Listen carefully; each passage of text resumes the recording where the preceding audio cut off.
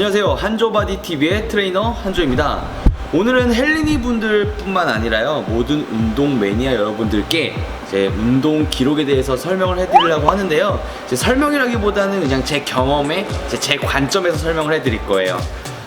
일단은 운동 기록을 이제 딱히 안 하더라도 이제 운동 능력이나 이제 몸이나 이런 부분이 꾸준히 좋아지셨던 분들도 분명 계실 건데요, 이제 대부분의 헬린이 여러분들과 이제 운동 매니아 분들께서는 이제 운동 기록 없이 운동을 하다 보면 운동의 흥미도 떨어지고 이제 운동 정체 구간이 와가지고 이제 몸에 발전이 없어서 좀 흥미도 떨어지고 좀 실망도 많이 하셨던 분들도 계실 거예요. 그렇기 때문에 오늘 이런 기록에 대한 부분을 좀 강조를 하고 제가 알려드릴 건데요, 제 운동 기록과 그리고 유산소 운동 기록 그리고 식사 기록을 통해서 제 몸을 바꾸면서 좀 더 흥미를 가질 수 있도록 제가 오늘 차근차근 설명을 해드리겠습니다.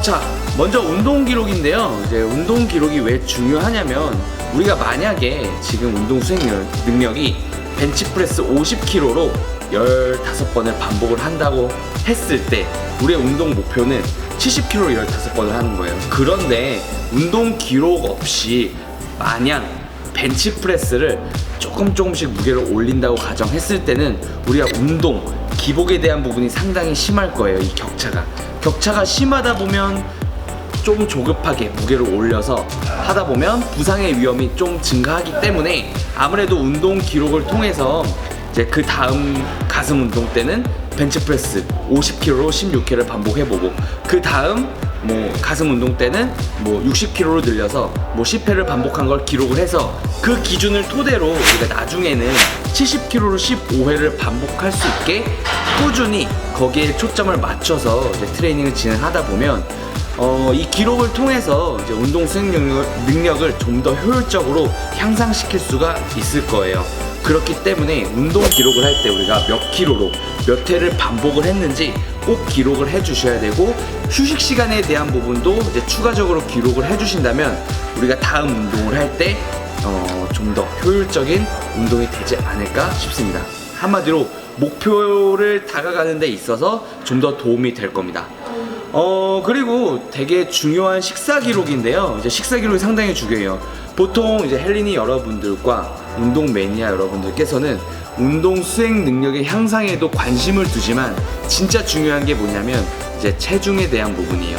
다이어트냐, 체중 증가를 하냐, 이게 가장 중요한 포커스인데, 이제 저 같은 경우는 처음 운동을 시작하게 됐을 때는 이제 너무 저체중이다 보니까 이제 체중을 찌우려고 이제 평소에 먹는 식단, 제가 체중 유지가 되는 식단을 한번 기록을 해봤어요. 기록을 하고 이 기록을 한 거보다 조금 더 음식량을 늘려서 이제 다시 한번 기록을 해보고, 이 기록한 대로 먹었을 때 체중이 증가를 안 했다 했으면 그 기준을 가지고 다시 음식량을 늘렸었어요. 그러다 보니까 제가 어느덧 이제 저체중에서 과체중이 되기도 했었는데, 이런 기록을 기준으로 식사를 바꿔주셔야만 우리가 체중에 변화를 줄 수가 있어요. 예를 들자면 다이어트를 하시는 분들이 평소에 5라는 숫자의 이제 음식량을 섭취를 했어요. 근데 체중이 유지가 돼. 이제 그런 분들은 이제 4.9부터 시작을 해서 기록을 하는 거예요.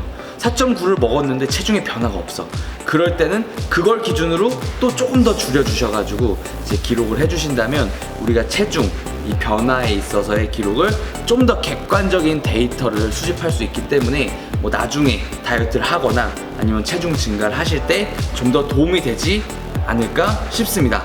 자, 그리고 유산소 운동 기록도 상당히 중요한데, 이게 왜 중요하냐면 이제 헬린이 여러분들께서는 유산소 운동할 때 처음에 뛰지를 못해요. 대부분 뛰지를 못하기 때문에 이런 이제 러닝머신, 그러니까 트레드밀을 하거나 사이클을 밟거나 그 외에도 다른 유산소 운동을 할 때 굉장히 힘들기 때문에 다가가기가 어려운 부분도 있고, 유산소 운동은 해야 되는데, 체중 감량은 해야 되는데 하면서도 우리가 처음에 뛰다 말다 해가지고 효율적인 유산소 운동을 하지 못하는 경우가 있거든요.